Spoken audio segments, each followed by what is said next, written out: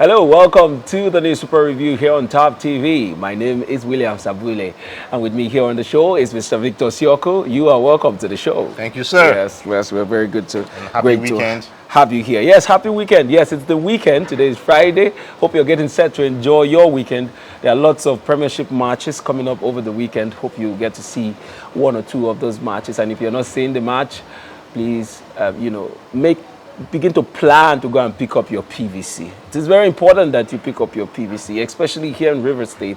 We are hearing reports from different, ward centers where they pick up these PVCs about, too much harassment, either coming from INEC officers or a lot of disorganization going on there at the collection centers. We are hoping that all of these things, INEC is trying to resolve it, but that shouldn't deter you. Please go out there and pick up your PVCs. Go to either the INEC office closest to you, pick up your PVCs, and begin to get yourself ready to participate in the general elections. It's just a few weeks away. We are gradually getting into the month of February, and before you know it, the elections are on. Have you made up your mind about the candidate you'll be voting for? All right, those are some of the things I expect you to brood over as you begin your weekend. But for us here, we're going to be taking the headlines across newspapers around Nigeria. And if this is the first time you're seeing this video, do well to subscribe to this channel. That's how you'll stay connected to us. So subscribe to this channel. Turn on your notification. That's how you get notified whenever we put up a new episode of the program, and you will be connected to us. All right, let's go straight to taking the headlines, and that will be from This Day newspaper. That will be our first paper for today. This Day newspaper for the 20th of January 2023 says here as headline: Buhari pours cold water on Emefiele's trousers. Welcome CBN governor back from leave. I'll take that again. It says Buhari pours cold water on Emefiele's trousers. Welcome CBN governor back from leave. Says no nation can develop without peace. All right. Other headlines here. You see, where are the 400 Bureau de Change terror financiers? Huriwa asked Malami. That you'll find on page 11 of This Day newspaper. Other headlines here on This Day says at Ibadan rally, Atiku declares restructuring will be one of the pillars of my government. At Ibadan rally, Atiku declares restructuring will be one of the pillars of my government. Also, we see there explosion rocks APC campaign in Rivers. Details of that is on page 42 of This Day newspaper. And the main headline here, it says Tinubu, if elected, will eliminate corruption. Says his government will support establishment of construction bank. Right, that is the headlines we have here on This Day newspaper. So do well to pick up a copy of this paper to get the full details of those headlines you just heard now. Mr. Victor, I'm going to come to you. All right, I'd like you to just talk to me about this. The Ibadan rally. Remember, Atiku was in Ibadan recently. The turnout wasn't so bad. I'm even in shock. Let's not forget that this is the state of one of the G5 governors in person of Makinde. And so for Atiku to go there and campaign with a lot of people, giving him a very resounding welcome, and of course the crowd and the chairs and the booths and all of that, I'm a bit surprised. What do you make out of this? Surprised? I'm not surprised because I've seen a situation in Ogun State. Yes, they just used the Oyo State rally to cap their Southwest rallies. Okay. Yeah, the turnout was nice. Yeah, but one would say that the crowd were paid crowd, the will I say the atmosphere. Yeah. The atmosphere tells a whole lot about that. When you see a particular crowd here, you'd be like, oh, come on, you sponsored this crowd. But man, I don't want to go into that detail. But the major thing is that the optics were there. In as much as the current governor was not available, was not seen, but they had a swell time. And there was one thing one of their leaders said, that yes, the governor is absent does not mean that he's not part of the PDP. That yes, they are having their issues as brothers, but that does not mean that he is not family. That soon and very soon these issues will be settled, and that they are campaigning from the part that Oyo State will win all positions coming out for the general election, and that will also include them winning the state with respect to the gubernatorial elections. Meaning that the Atiku team, they just also want to make sure that, see, let us all get the entire positions for the PDP in any state that we find ourselves. Unlike the G5, that's the Integrity Group 5, they are like, yes, the PDP will win every other seat, but for, presidency. we will campaign for every other seat, but for the presidency, we are not campaigning anything about them, saying anything about Atiku. But let's not also forget, out of this G5, you find out that Makinde is the only governor that wants to return back, that wants to complete the 8 years. Oh, yeah. Yeah. He's just finishing his first tenure. Yes. Then you ask, how will he survive this? And knowing fully well that he took powers from the APC 4 years ago. And you cannot also take that away from the political analysts that are saying that the APC might just regain back their position in Oyo State. Wow. With all that is happening right now. Because we cannot shy away from the fact that the PDP in Oyo State is highly divided. And how do you go about it? Yes, they even came with the news. And yes, this is strategy from the Atiku camp. And I know it will not be favorable for the G5, especially the G5 that is, in quote, headed by the governor of Rivers State, Governor Nyesom Wike. I don't think he would like their plan, the way they are following all this, calling the G5 governors as their own. I know Wike will not like that. Wike, in his own power, might call it hypocrisy. But yes, they are using these tactics so that they will show to the people that, see you, these people are more like the valiant, and not them. That they are welcoming everybody to come around, but this particular group are just subtracting themselves from the family folks. But they had a swell time, I must say that. Yes, I think the G5 governors, they're up for a real big battle. They've been, spitting fire. But the party is also responding in a very unusual way. And that has created a lot of, wonder in the minds of people, like what is really going on. Just a few days back, we heard the governor of Rivers State saying that, oh, well, he's waiting for the party to suspend him, or waiting for the party to tell him to leave the PDP, and then he will bury them, and all of those kind of comments. And one would wonder, how come Atiku went to Oyo State and still got a lot of people coming out for him? We know that sometime in the nearest future he will be in Rivers State, and we're waiting to see how the governor of Rivers State is going to respond to that. All right, but then, till then, our fingers are crossed. As for Makinde, we're still wondering how he's going to make it back for his second term.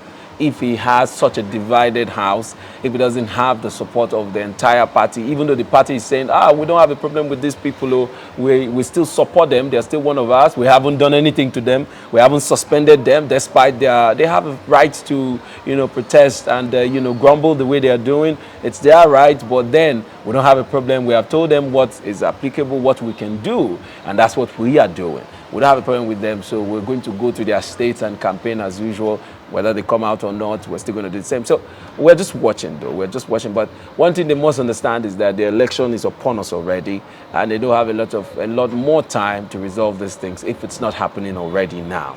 So those are the things we're just watching. But aside that, I'd like you to also make a little commentary or some contribution to the explosion that rocked the APC campaign rally in Port Harcourt. That happened yesterday, and we saw pictures from that incident. A lot of people got injured. Thank God no life was lost, but people were injured, and some of them are still in the hospital. Okay, we got the news that I ran my one in Port Harcourt. That's under the constituency of Faga. Yeah. That's Port Harcourt City local government. There was an APC rally, and due to the order from the governor, that you should take a proper you should make a proper application before you 30 days notice, mind you, before you should use any government facility. Yeah. Okay. And they also even included community halls and all that. You just have to apply. And so, but what the APC are saying that the PDP in their communities, they just use these facilities the way they like. They can just come today and say there will be a meeting tomorrow and nobody will stop them from using those facilities. So they've been crying blue mother, they've been crying foul, say they've been marginalized. Then just yesterday, as they were having a rally, they call it a Ojukwu Field. As they were having a rally at Ojukwu Field, when their principal were coming as their top visitors, like Victor Gaidam, the former national chairman of the party, of the APC. Yeah. When he was now coming, then the clash happened. On one side, the APC are saying that dynamites were ignited and it injured about, some reports say 3, some say 5, some say 6. And that they are not responsible for it. And they are not responsible for it. Then on the other hand, the police were also asked what happened, and they came up with their own report that it was not dynamite, that it was community boys fighting themselves because of the political parties that they were representing. And just that. So right now, so we don't know who to believe at this point. It now looks like the report is not even clear anymore. We saw pictures of injured people. At least that one is not a lie. There was some kind of, rancor there, the clash and all of that. Whether dynamites were thrown or there were twin explosions, as the report said it, we don't know. But then we don't need that kind of hostile environment. I mean, we are getting into the elections proper. We don't need any kind of violence. It's not a do or die affair. I mean, this is already a PDP state, and a strong one at that. We have the governor, who is a very serious strategic grassroots politician. Why should there be any sort of attack to an opposition party that is coming to contest with in quotes, the Goliath of the war? I mean, I don't get it. You should focus on your campaign. So now accusing fingers are being pointed at the PDP because they are the other opposition that has put so many stringent laws to prevent other parties from campaigning freely here in Rivers State.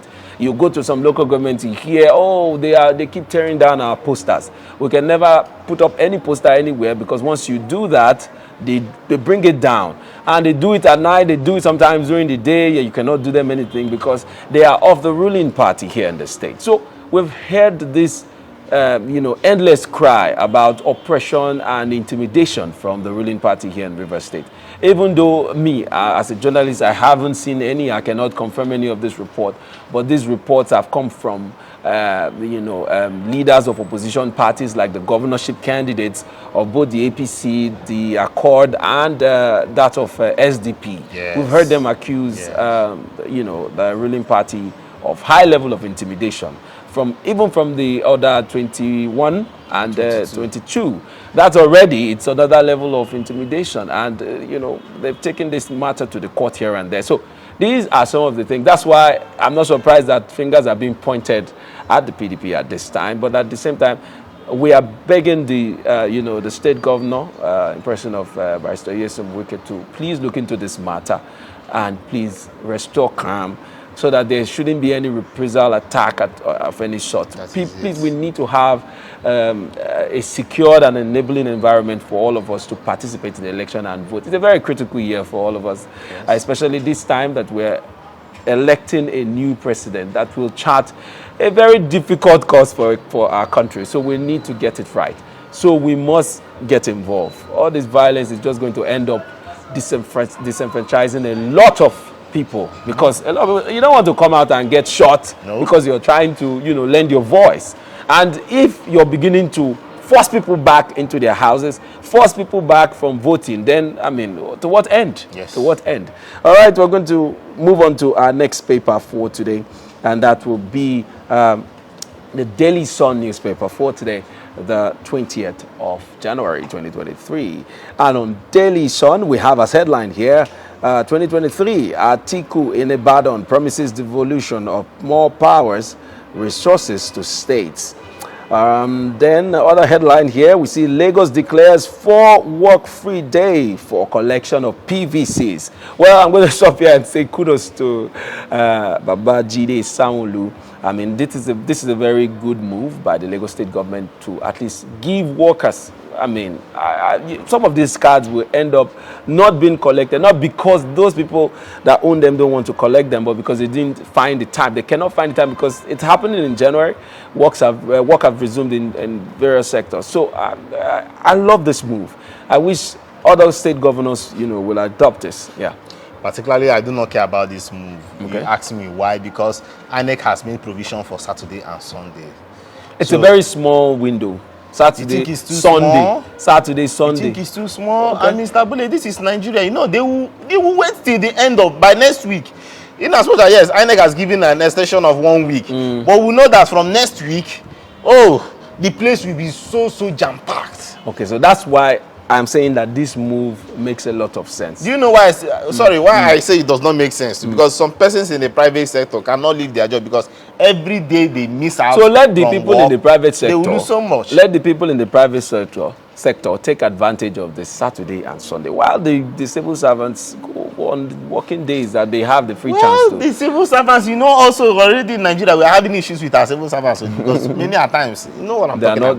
They are not even going to the work. So what is stopping them from picking up their PVCs? But this is an official, official thing. So if you're out there and you're one of those in Lagos State, please go and pick up your PVC if you've registered. Yeah. Lagos even trying. What about some other?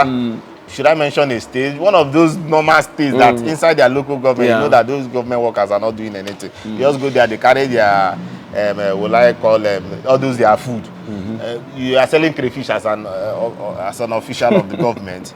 That's where you are aiming to. Yeah. If you can sell off your crayfish for that day, you are good to go. And you are also waiting for the end of the month to collect your salary. Come on. You all know that. And that's why person, you now want to give the person a day off. Yeah. 4 days off to go and collect PVC. My brother. Some persons, some will just go home and sleep. Even the ones that have collected will stay at home. Take the advantage of going home. But then, for me, the government has done well for at least showing this body language that we encourage Nigerians and our civil servants to get involved in the electioneering process. So for me, that's what is important. They are speaking that language. They are telling Lagosians that this is a big deal for us as a state, and we want as many of you that can participate to get in line and join the whole call to get us a new leader. But lastly, I'm even seeing that particular news from another angle, not even trying to tell them to go out and get their PVC. Mind you, the norm, or will I say the news on the air is saying that the Labour Party are the ones going out there to collect their PVC. So for an APC governor to also tell the people, hey, go out, I think he is also, this is my own thoughts though, he is also strategically telling the people out there, see, this election is not about the Labour Party. This collection of PVC, by its numbers, that we are having a record turnout of PVC registration and collection. It's not just because of some persons have joined the Labour Party force or joined the obedient wagon, but this time around, we are telling you guys that, see, it's not just about Labour. The APC supporters and its fans need to also collect their PVC. Mind you, in Lagos, there have been so much rumors, or will I say news and reports, that the obedient persons, as in Labour Party fans and supporters, that they have been disenfranchised, that in many local government that they were unable to register, and now that collection is happening, that they are unable to collect there. So, to me, for me, he's trying to balance the narrative with respect to Labour Party rushing out to collect. Okay, election day will tell us more about this whole thing playing out in Lagos State. But for me, it's a good move, and we expect to see more of that kind of body language in different parts of the country, so that people can really get involved in the electioneering process. All right, we're still here on the Daily Sun as headline. The main headline there says CBN to sanction banks over new Naira notes. insists banks must load issue notes through ATM before January 31st deadline. Also, we'll take this one. It says federal government approves new fuel pump price as scarcity persists. Unpatriotic Nigerians will vote candidates with questionable character. Obasanjo speaking there. All right, that's all the headline we'll be taking on the Daily Sun. But I'm going to ask you, Mr. Victor, CBN to sanction banks over new Naira notes. What are they sanctioning? And then besides, we saw on this day newspaper this very bold picture of the president welcoming back Governor Emefiele from his long leave. I mean, and then let's not forget that Emefiele was also, being threatened to be arrested by the DSS and some other security agencies. And a lot of talk has, come up since the president went ahead to invite him and also welcome him and try to calm, the rumor flying around that, oh, yeah, they are looking for him to be arrested. What do you make of all of this? Plus the fact that now, I want you to also comment on the fact that CBN is also threatening to sanction banks over new Naira notes. Okay, yeah. The meeting with the governor, that's the CBN governor with the president, I think this is his second meeting within the week. Yeah, he came back from his holiday this week. And the tensions are down right now. Like I was telling Siri the other time, I think they've been able to reach an agreement or settlement. And right now, for me, it is a thing of the past. The CBN governor is back, and he's back to his duties. And yes, 31st, they've said that the 31st of January is still the deadline. That after 31st of January, no more old Naira note. But you wonder, this is just 10 days to 11 days to the time.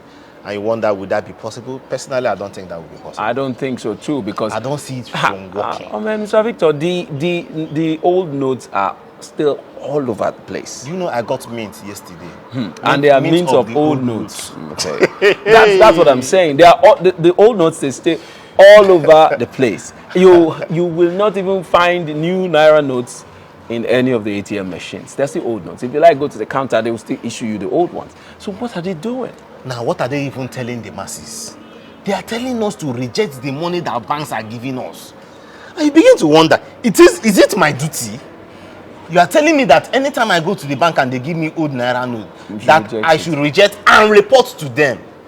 So they want to employ all Nigerians to be reporters. That's the thing I keep saying, that in this country, everything is a struggle. Just to switch from old to new. Struggle.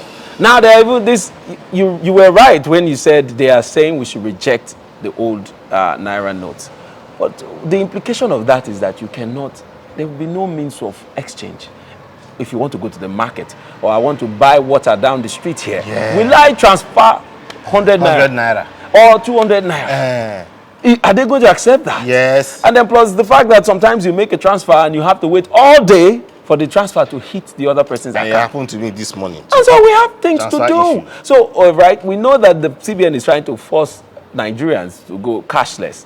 So I don't know if it's a strategy for them to withhold the new notes and then release them slowly. But this thing is not working within the time frame that is set. It is not working. It is causing a lot of frustration for both the banks and the population and the general public. So I don't know what they are doing. And now they're saying, sanction the banks for not, putting new notes in the ATM machines or not. The thing is creating a lot of confusion for me. Really confusing period right now. And come to think of it, the time is already near. And Mr. Bule, the CBN comptroller in the north went to see the Sultan of Sokoto to tell him, sir, we are here to sensitize people about what is happening and all that and all that. Do you know what Sultan told him? See, my friend, many persons do not even know that money has changed. Naira has changed. And it's so true. Yes, now that them up there in the north, that when they see the new Naira, they call it fake. Yes. My brother. Big issue there. And the time is too short. It's too short. Not enough publicity about the change. In this country, there are different classes of people. There is the elite. There is the local woman in the village that does not listen to any news.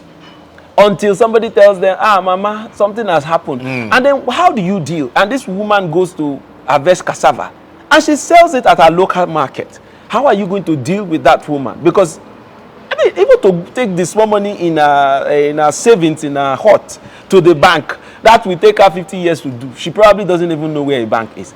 She will wait for one of these these people, they save money for Akawo people to probably come and pick it up. Yes. So the time frame is limiting a lot of things that should have made the process easy for Nigerians. And if we had been prepared with respect to having the infrastructure to do this change, my brother, I believe we could have also done it so well. I think the CBN is lacking manpower, lacking in the machines to do this, lacking in planning.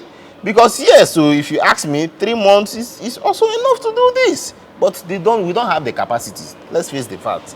Nigeria, the CBN don't have the capacity to make this work so quickly. It's so unfortunate, and it's really, really high time that I don't know that date extension. They've extended it by maybe a week or two, and but then it's still not enough. But let's see how it plays out before the end of the month. But right now, we don't have new Naira notes in any of our ATMs, and that's something the CBN needs to act fast to fix.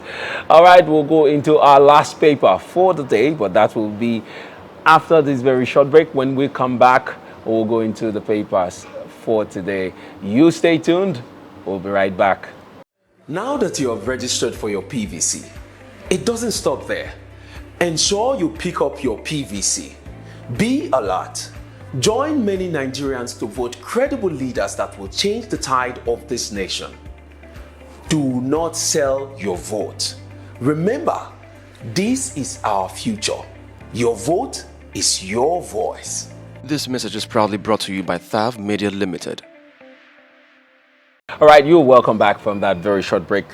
All right, we're taking our last paper for today, and that will be the Vanguard newspaper. And on the Vanguard here, we have as headline, Federal government increases petrol price to 185 naira per litre. Ex-depot price now 167 per litre. Major marketers adjust prices, but queues persist. Independent marketers still sell far above new price. It's step in the right direction, but insufficient. CPPE. Labour kicks, calls for mass rejection. Other headlines here on Vanguard, we see presidency. Why we prefer Obi or Obasanjo autumn. Speaking there, story is on page 5 of the Vanguard. And then I'll take this one. It says disease outbreak kills 25 in Kano. Page 6 is where we get that details. Elections will make Oma Nigeria, Catholic bishop speaking. That story you'll find on page 11 of the Vanguard newspaper.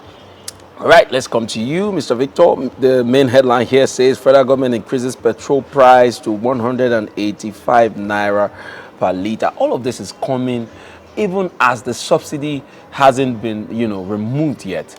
Remember, the federal government also said earlier this year that they're going to start, phase out removal of the subsidy at the end of this first quarter. But at this point in time, the fuel price is over the rooftop. This is the actual landing cost price. It's not landing cost, but then the subsidized rate from the federal government. We also know that out here we buy fuel between 300 and 290 maybe, if you are lucky, 290 in some places. But most of the filling stations you will drive into is 300. Some sell 310, about that range. So what do you make of this? Yeah, here again. So you find out that since July last year, this has been happening. Yeah, the prices have been really up and down. It's been everywhere. And we were not really suffering this much in River State. It was more of Lagos, Kano, Abuja, and heading to the north. But man, it has caught up on us right here. So what is the issue right now? The Ipman head has come out to say, see, the situation is complex. Why is it complex? It's complex that they on their own do not even understand the methods of the NNPC. They on their own are also saying that since July of last year that they have not been having petrol by 50%. There has been shortage and shortage. So due to the shortage, even the depot owners, the marketer, everybody just adding money because first come first serve, and the fact that you have like plenty buyers out there wanting to buy that small product. So it has caused so much rise in the price. Now, right now, most depots are selling at 240 naira. The lowest that you can get right now from the depot, 238 naira. So by the time they say they now add their taxes, cost of transportation. Oh my God, Aburu, you ask the people that will pass you by the road, all manner of taxes here and there now. So they don't have any other choice, because at the end of the day, they must make that their profit, because their fuel stations need maintenance. Oh, God, see, even The to trucks, do the business, the fuel station business now is so difficult, my brother, because you need to also power your station, and many times you use the diesel, and the cost of diesel is not rice and beans. Yeah. So by the time you add all these charges and all these charges, you find out that you cannot even sustain it by selling at 280 naira itself. You cannot, because you need to also make your profit. Yeah. So it's a situation that I think it might just have to last till June. It might not just. It might So not just. Nigerians need to brace up. It might just happen till June, because we're not seeing any hope right now. Because but then if you look at the way Nigerians have been responding to this, you would somehow see them accepting what it is. You know, no need to cause any wahala. People are just concerned more about the availability of the product. Let the product be available for us to buy. Not that it is costly, yet it is scarce. That kind of stress is what is the kind of body response Nigerians are giving to this. Myself, I've said it from day one that if this is training for us to see subsidy removal, then we're really adjusting really quick to it. I also saw here on the report where the Labour Congress is saying that Nigerians should reject it. Reject what exactly? I wonder. I don't understand. Reject what exactly? We know that this is not good for us. We know that we're not subscribing to the increment. But at the same time, what have you been doing to ensure that this thing is well regulated, and then it didn't get to the level that it is now? You haven't done anything. We haven't heard the Labour Congress speak at any point in time about this current very hard time for Nigerians since the beginning of December up to now. It got bad in December. It's not as if it hasn't been there. It's been there, but then it got really worse in December. The Labour Party Labour Congress, I beg your pardon, didn't come out to say anything about it. Now you're saying Nigerians reject what exactly, and in what way? Is it now? In fact, if you come out to the street to protest, Nigerians will not even join you. Let me just tell you, just forget it. What you should be advocating for is for the subsidy to be removed finally, so that let's know what our fate is. If we are buying 800 naira per litre, let's know that yes, we are buying 800 naira per litre, and then the subsidy can be used to better our lot. But for now, it's saying Nigerians, that's for me. I don't know what. Does this even end with the subsidy, my brother? The problem is that there is no transparency in this government. Yeah. Look at what is happening right now. You cannot even pinpoint the major issues that we are facing as a country with respect to our petrol sector or our power and hydrocarbon sectors. That is the same thing that might just happen when they remove the subsidy. Because the question will still be, how do we account for these monies that we did not use for subsidy? Yeah. Where are we going to channel it? That will just be another issue. And you might just find a clique of persons out there still having more money to siphon from the coffers of the government. So I'll ask you, are you advocating for the subsidy to remain? No, subsidy should just go. Reason, because that's created so much pandemonium. We don't even know who they are subsidizing it for any longer. And it is, come to think of it, out of 21 trillion, you are spending 3 trillion just for 3.2 trillion just for 6 months from January to June to subsidize a product that is not even enough. And then people are buying at a very high cost. Oh, come on. So there is no need. That's what I'm saying. There is no need. They need to refund that money back. That 3.2 that they should just forget about it. Let's start afresh. Yeah. Yes, Madam Finance has come out. He came out yesterday to say, okay, that from June that the subsidy regime will be quietly removed. Oh, come on. All right. All right, a lot to talk Accountability and about. transparency for me is the major issue right now. Yes, I agree with you. Well, that's all we're going to, be doing today on the newspaper review. We're going to just leave it there. There's a lot to talk about, a lot to talk about, but we have to call it a date today. Thank you so much, Mr. Victor. Thank you, sir. And to our viewers, we want to thank you for staying with us up to this time here on the newspaper review. Until next time I come your way again, my name is William Sabule, and this has been the newspaper review here on TAF TV. See you next time.